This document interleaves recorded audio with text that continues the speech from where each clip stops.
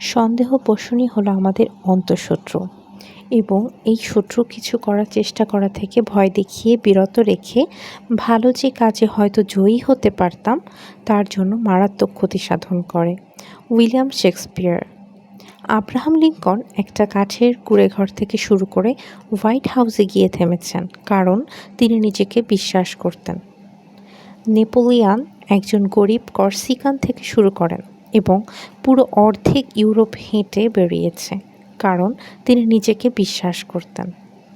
Henry Ford একজন গরিব বালক থেকে শুরু করেন এবং পৃথিবীতে যে কোনো মানুষের চাইতে বেশিবার পুরো পৃথিবী চক্কর দিয়েছেন কারণ তিনি নিজের প্রতি আস্থা রাখতেন। রকফেলার একজন গরিব বই বিক্রেতা থেকে পৃথিবীর শ্রেষ্ঠ ধনীদের একজন হয়েছেন কারণ তিনি নিজেকে বিশ্বাস করতেন। তারা যেটা বিশ্বাস করতেন ঠিক তাই করতেন কারণ তাদের নিজেদের সামর্থ্যের প্রতি বিশ্বস্ত ছিলেন।